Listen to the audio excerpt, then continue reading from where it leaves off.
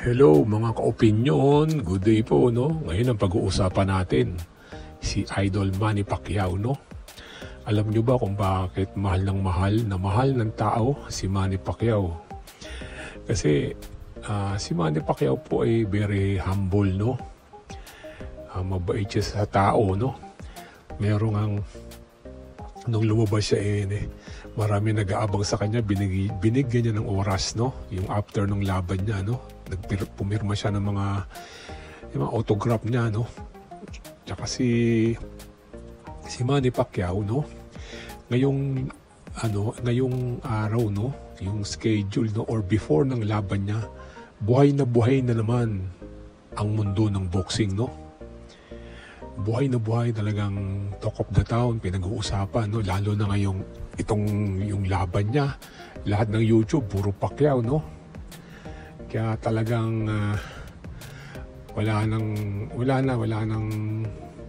tatalo rito kay Manny no, kay Manny Pacquiao no.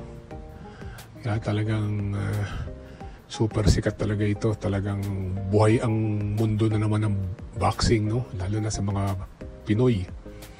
Talagang ito, basta mag-stick lang siya sa sports no, lalo na yung boxing no, or kung retired na siya, talagang susuportahan niya ang Philippine boxing no. Kaya talagang pag may laban talaga ako, gulat ako ngayong araw na to no. Laman po ng balita si Manny Pacquiao, lalo na kung nanalo pa yan. Ngayon, draw nga lang, talagang tuwan-tuwa na ang Pinoy no. Imagine niyo 46 years old na. Kita nyo, yung galawan ganun pa rin, no? Talagang Manny Pacquiao, binuhay na naman ang world ng boxing, no? Pag Pacquiao talaga, iba kasi yung makipagbakbakan tong ating pambansang kamao, talagang lusob lang ng lusob, basagan ng muka. Talagang magaling siya. Talagang may utak siya talaga.